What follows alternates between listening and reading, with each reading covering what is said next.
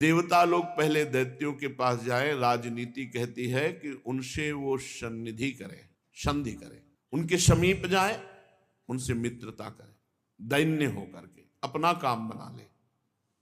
देवता लोग निहत्थे होकर, ग्रीवा झुकाकर दैत्यों के पास गए।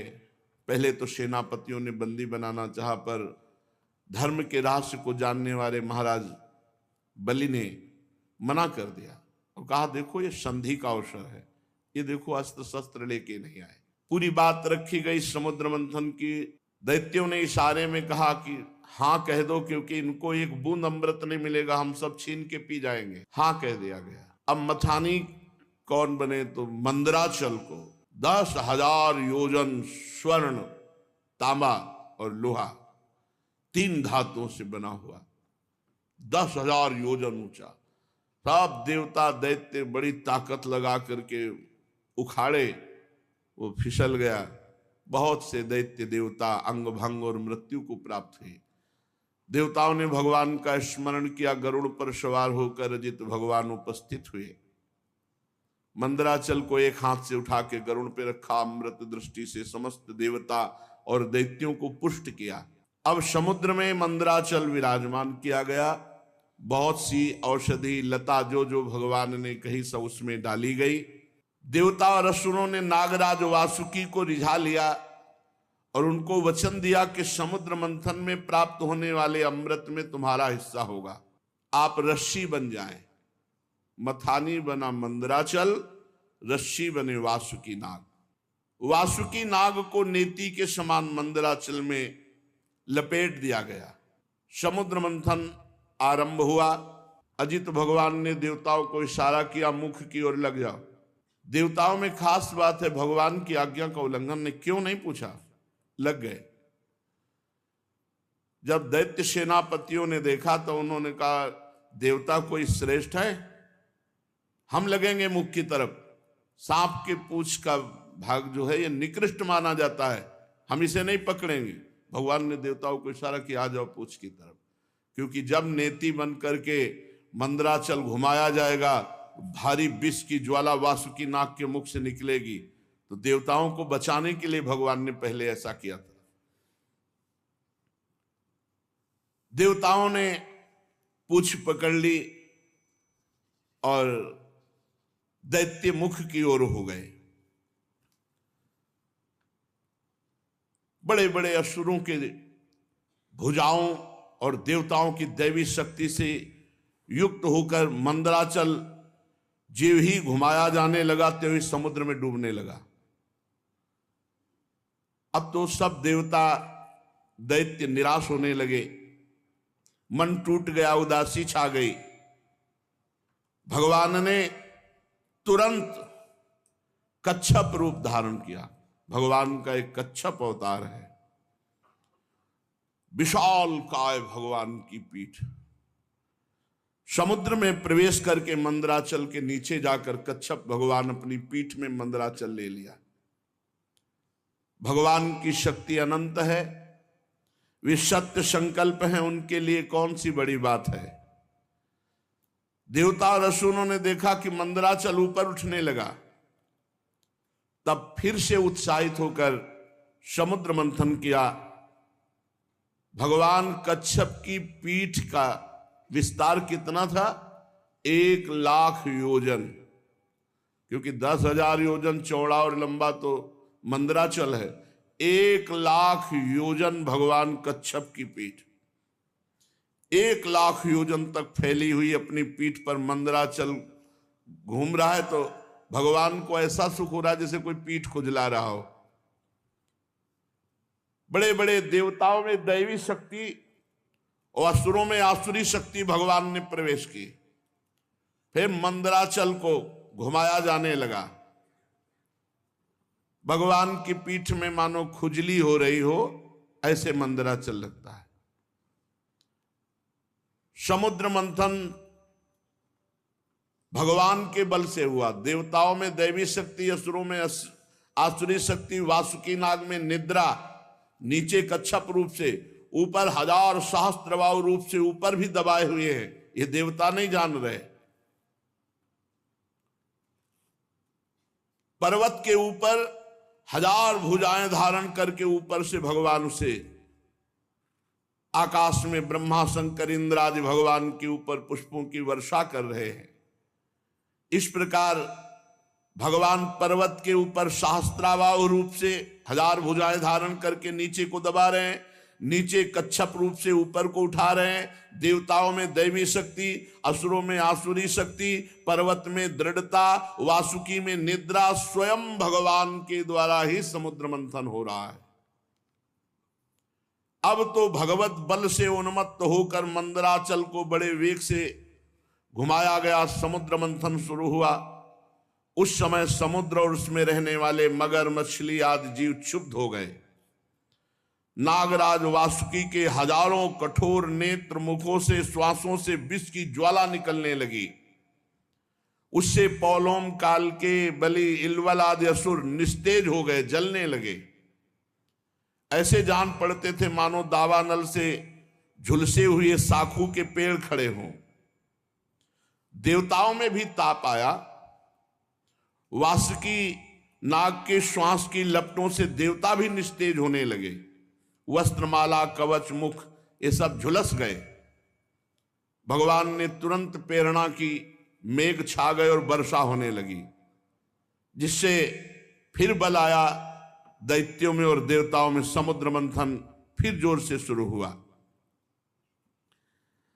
पहले समुद्र मंथन में विष निकला, विष। ध्यान रखो, जब कोई साधन मार्ग में चलता है तो पहले विष पीना पड़ता है। यम ही न व्यथ्यन्ते ते पुरुषम पुरुषर्षभ सम दुखा सुखाधीरम स्वमृतत्वाय कल्पते। जो इस विष को पीता है, सुख दुख को समान भाव, मान अपमान, निंदा स्तुति, काम क्रोध लोभ, ये सब विष हैं। इनको जो पीता है वही अमृत पद का अधिकारी होता है। भगवान मेघ के समान सांवले शरीर पर सुनहला पीतांबर, कानों में बिजली जैसे चमकते हुए कुंडल, सिर पर मुकुट, घुंघराले बाल, नेत्र लाल लाल रेखाओं से युक्त, गले में बनमाला सुशोभित, संपूर्ण जगत को अभय दान करने वाले विश्व विजयी भगवान अजित ने अपने भुजदंडों से वासुकी नाग को पकड़कर जे ही मंदराचल की रफ्तार बढ़ाई, ते भी खलबली मच गई। मछली, मगर, सांप, कछुए भयभीत होकर ऊपर आ गए। तिमिंगल आदि मत्स्य, समुद्री हाथी, ग्राह व्याकुल हो गए। जे ही ऐसा मंथन हुआ कि सबसे पहले ऊपर हलाहल नामक अत्यंत उग्र विष निकला। अब वो समुद्र मंथन से निकला हुआ विष 10 दिशाओं में फैलने लगा। इससे सारी प्रजा मर जाएगी, सब प्रकृति भस्म हो जाएगी, ऐसा ये विष है। भगवान अजित ने कहा, भगवान शंकर की शरण में चलो। पहले निकले हुए इस हलाहल नामक विष से भगवान सांब सदाशिव ही बचाएंगे।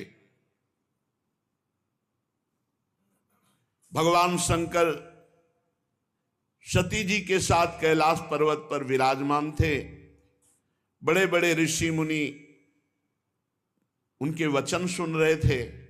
भगवान शिव उपदेश कर रहे थे। तीनों लोगों को अभ्युदय और मोक्ष के लिए बड़े बड़े ऋषि मुनि उनकी आराधना करते हैं भगवान शिव की।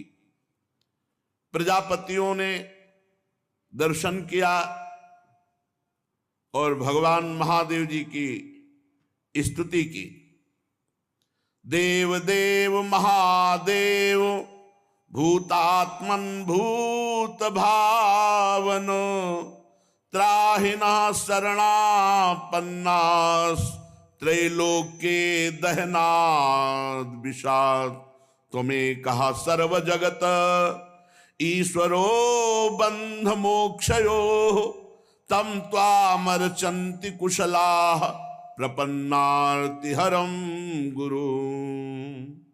हे जगत गुरु, हे देवाधिदेव, हे समस्त प्राणियों की आत्मा और जीवन दाता, हम सब लोकपाल आपकी शरण में आए हैं। समुद्र मंथन में त्रिलोकी को भस्म करने वाला हलाहल उग्र विष प्रकट हुआ है, उससे आप हमारी रक्षा कीजिए।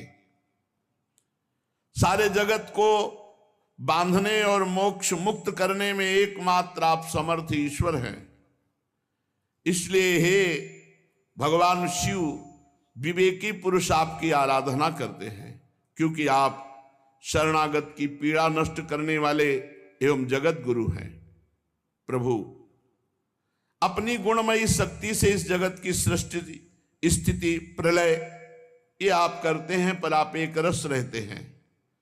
जितने भी देवता, मनुष्य, पशु, पक्षी, सत असत चराचर प्राणी हैं, सबके जीवन दाता देवाधिदेव आप ही हैं। आपके अतिरिक्त सृष्टि भी और कुछ नहीं, क्योंकि आप सबकी आत्मा हैं। हे सर्वदेव स्वरूप, आपका मुख अग्नि है। तीनों लोकों के अभ्युदय करने के लिए हे शंकर, ये पृथ्वी आपका चरण कमल है।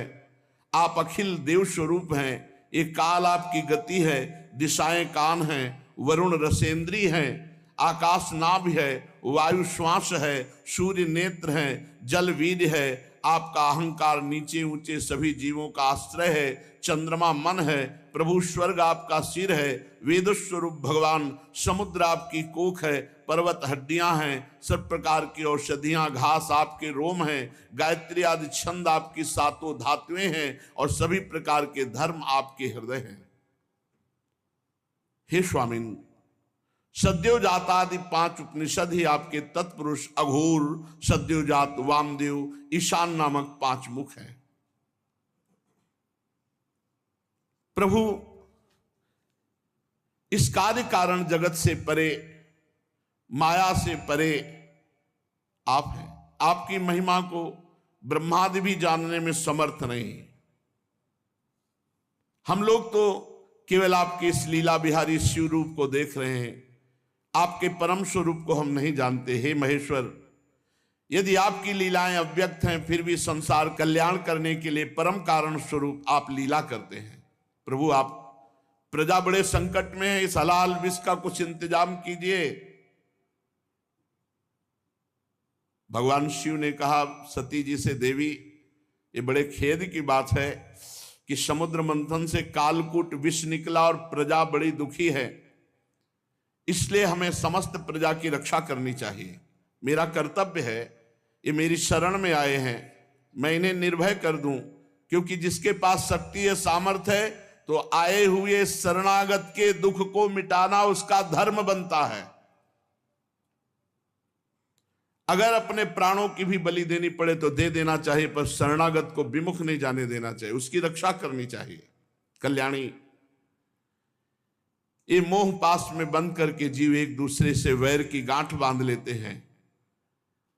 ऐसे अज्ञानियों पर जो कृपा करके उन्हें भगवत मार्ग में लगाता है, उनकी रक्षा करता है, उस पर भगवान श्री कृष्ण बहुत प्रसन्न होते हैं। और जब भगवान श्री कृष्ण प्रसन्न हो जाते हैं तो मैं, ब्रह्मा, चराचर जगत उसके ऊपर प्रसन्न हो जाता है। जहां पर कृपा राम की हुई, ता पर कृपा करे सब कोई।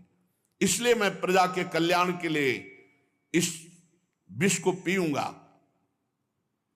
विश्व के जीवनदाता देवाधिदेव महादेव भगवान शंकर इस प्रकार सती देवी से कहकर विष को लेने के लिए तैयार हो गए।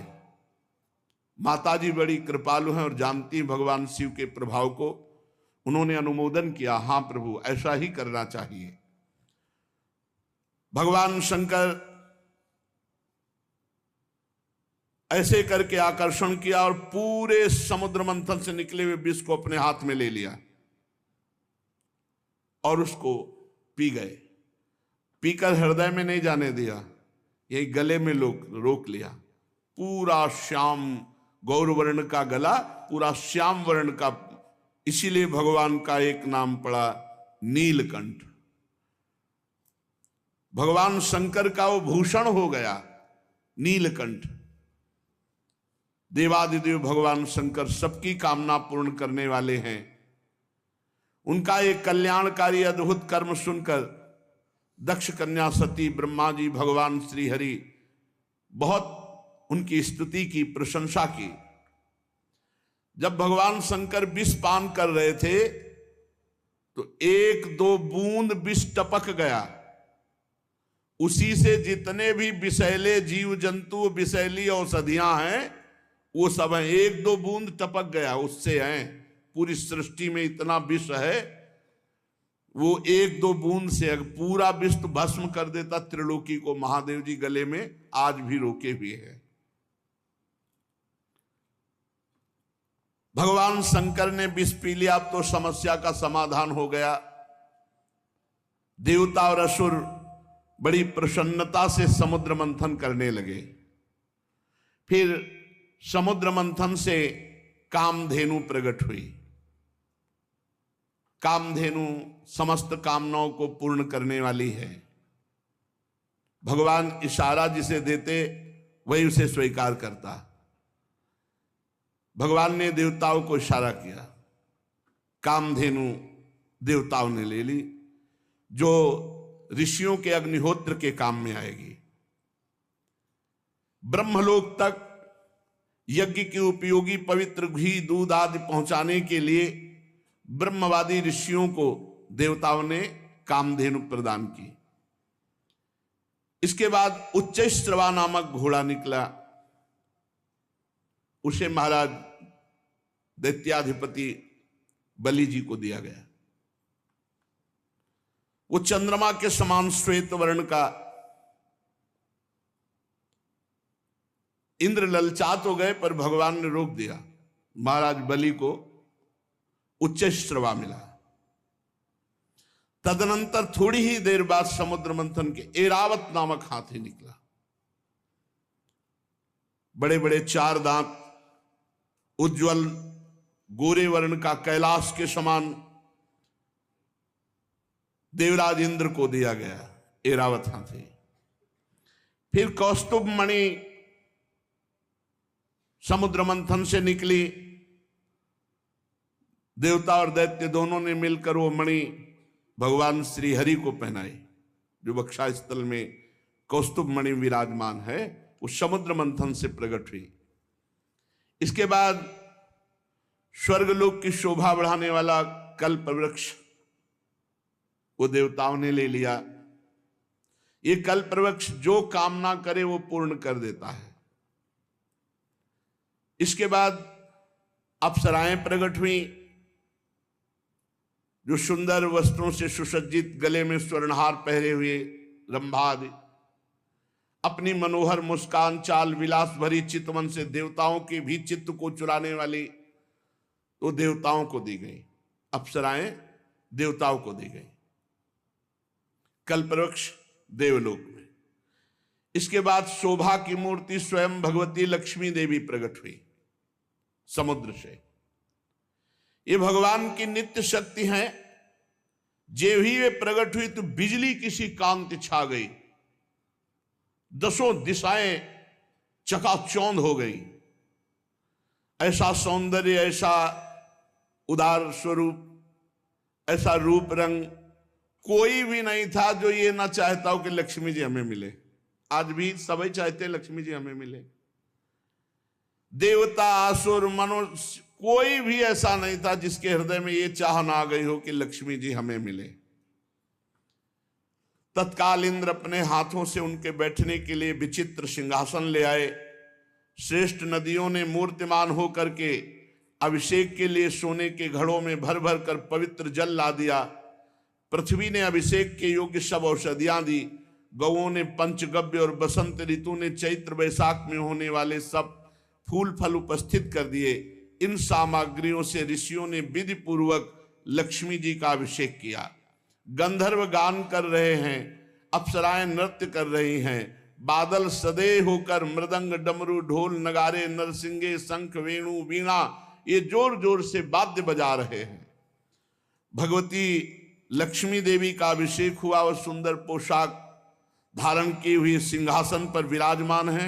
दिग्गज कलशों से उनका स्नान करा रहे हैं। वेद में ब्राह्मण वेद मंत्र पढ़ रहे हैं। समुद्र ने पीले रेशमी वस्त्र उनको पहनने के लिए दिया। वरुण ने वैजंती माला समर्पित की। प्रजापति विश्वकर्मा ने भांति भांति के गहने दिए। सरस्वती जी ने मोतियों का हार, ब्रह्मा जी ने कमल, नाग ने 2 कुंडल अर्पित किए। इसके बाद लक्ष्मी जी कमलों की माला लेकर किसके गले में डालें चली। लक्ष्मी जी के मुख की ओर देखकर जब वो मंद मंद मुस्कुराती हुई चल रही थी, उनकी पायजेब बज रही थी, कोई ऐसा नहीं था जो ललचा न गया हो लक्ष्मी जी हमें मिले। पर वो चाहती थी जो हमें चाहे ना उसको हम वरण करें। निर्दोष हो जिसके हृदय में चाह ना हो, उत्तम गुणों से नित्य युक्त हो, उसे मैं अपना आश्रय बनाऊंगी। लक्ष्मी जी ने देखा गंधर्व यक्ष असुर सिद्ध चारण देवता सब चाह कर रहे हैं। किसी को शर्त है, जो चाह ना करता हो, निर्दोष हो, अविनाशी हो, नित्य हो, ये सब भगवान में है। वे मन ही मन तपस्वियों की तरफ देखकर कहा, इन्होंने क्रोध पर विजय नहीं प्राप्त किया। ज्ञान तो है परंतु अनासक्त नहीं है। कोई महत्वशाली है परंतु वो काम को नहीं जीत सका। किसी में ऐश्वर्य बहुत है पर वो ऐश्वर्य किस काम का जब दूसरों का आश्रय लेना पड़े। किसी में धर्माचरण है तो प्राणियों के प्रति प्रेम का पूरा वर्ताव नहीं। त्याग है पर केवल त्याग से ही थोड़ी मोक्ष हो जाएगा, तत्वबोध होना चाहिए। किन्हीं किन्हीं में वीरता है पर वो भी काल के पंजे के बाहर नहीं है। कुछ महात्मा ऐसे हैं जो विषयासक्त नहीं है परंतु अद्वैत समाधि में तल्लीन है। किसी किसी ऋषि की आयु बहुत लंबी है परंतु उनका सील मंगल मेरे योग्य नहीं।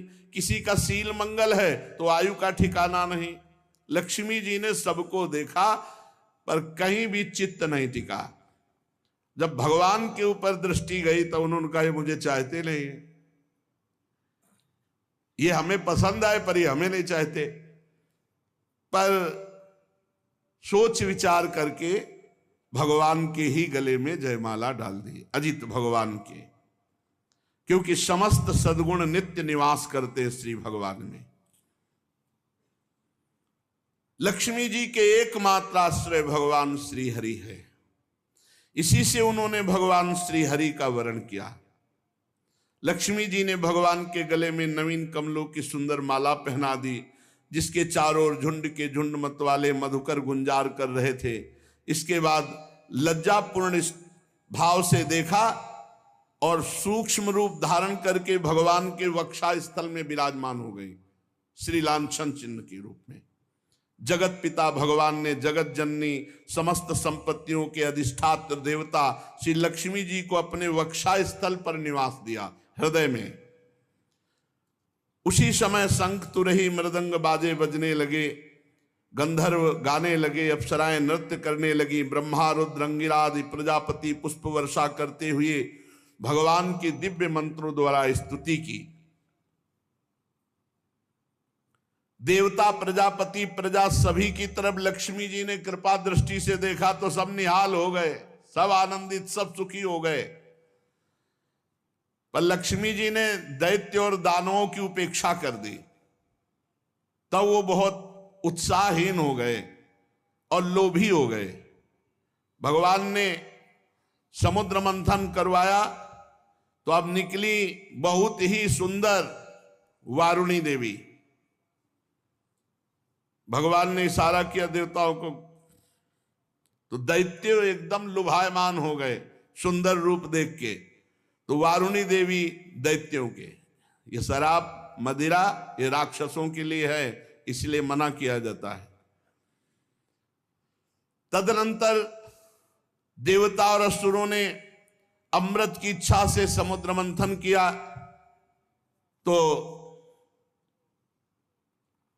चंद्रमा प्रकट हुए देवताओं में से, चंद्रमा में। फिर समुद्र मंथन हुआ, शारंग धनुष प्रकट हुआ। फिर समुद्र मंथन हुआ, पांचजन्य शंख। तो शारंग धनुष, पांचजन्य शंख ये श्री हरि ने स्वीकार किया। अब जब समुद्र मंथन अमृत के लिए हुआ तो अजान बाहु, लंबी लंबी भुजाएं जिनकी, गला शंख के समान उतार चढ़ाव वाला, आंखों में लालिमा, शरीर का रंग बड़ा सुंदर श्यामला, गले में माला और सब प्रकार आभूषणों से सुसज्जित, चौड़ी छाती, ऐसे भगवान प्रकट हुए धन्वंतरी जी।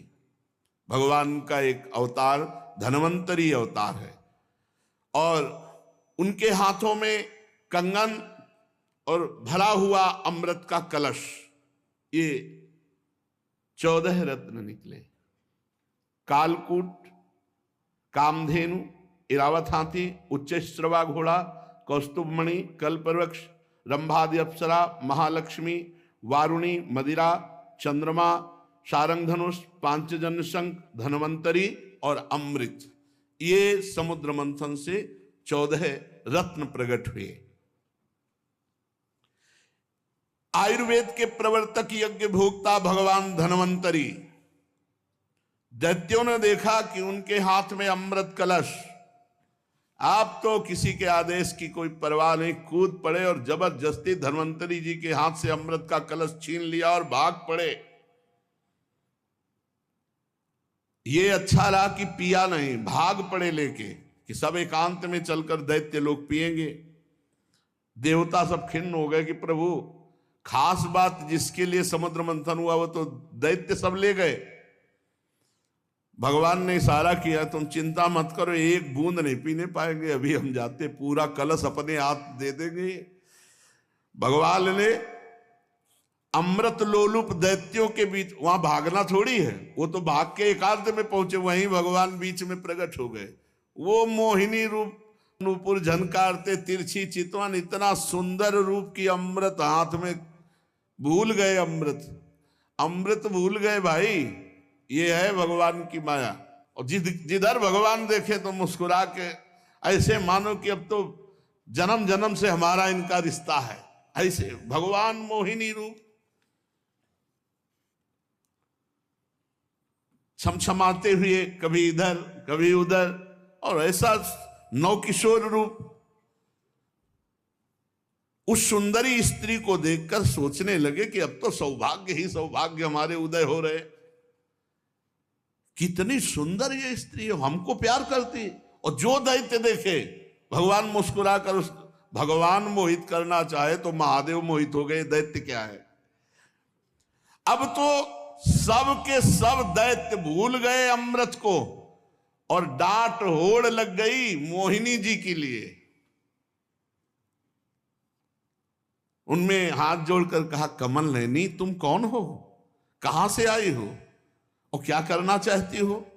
सुंदरी, तुम्हें देखकर हम सबके मन में खलबली पैदा हो गई। हम समझते हैं कि देवलोक में या दैत्यलोक में या सिद्ध गंधर्व चारण लोकपाल कहीं ऐसी सुंदरी नहीं जैसी आप हो। तुम्हें मनुष्य तो देख भी नहीं सकते। सुंदरी, हमें लगता है विधाता ने हम पर दया करके भेजा है, हम दैत्यों को महासुख देने के लिए तुम आई हो।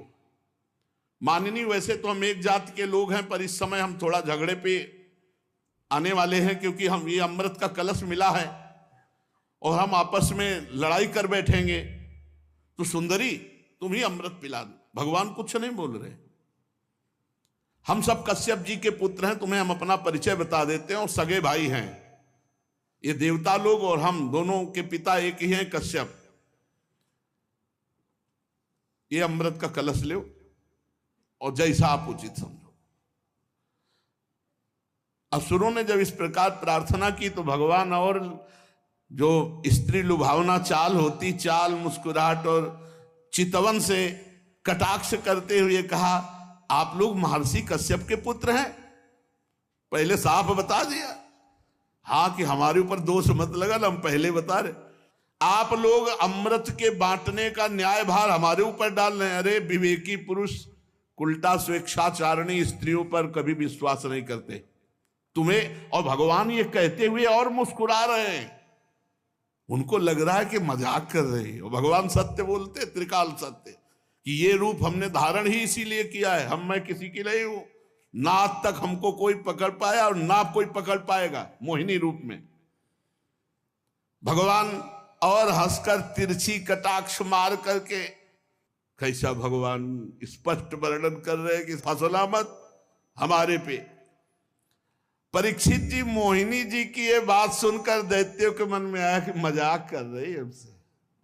उन्होंने हंस करके कहा कि देखो, तुम कोई भी हो, ये ले अमृत कलश। कलश लिया और तिरछी मुस्कान से भगवान ने मुस्कुराते हुए मीठी वाणी में कहा, देखो यदि इतना विश्वास करते हो तो मैं उचित करूं या अनुचित बीच में टोकना नहीं। स्वीकार है? और मुस्कुरा दिया, बोले स्वीकार है। बस बोले अमृत बांट दे ले दो, फिर देख पाओगे कि क्या स्वीकार किया है। बड़े बड़े दैत्य कुछ जहां शंका में होते कि यार पूरा अमृत उसके हाथ में दे दिया, तो मोहिनी जी उधर ही देखती, तो फिर वैसे मंत्रमुग्ध होके रह जाता, मंत्रमुग्ध होके दैत्य रह जा। अरे महाराज भगवान हैं, भगवान, उनकी माया ऐसी प्रबल है, देख लो लोक लोकांतर। फिर वो स्वयं मोहिनी रूप धारण किए। दैत्यो बड़ी बारीकी से मेरी बात समझो, मैं उचित करूं या अनुचित बीच में टोकोगे नहीं। अगर टोकना तो ले अपना अमृत कलश। नहीं नहीं नहीं, और मुस्कुराते जा रहे हैं। मुस्कुराहट भगवान की माया का प्रादुर्भाव हुआ है मुस्कुराहट से। सब दैत्यों ने कह दिया स्वीकार है।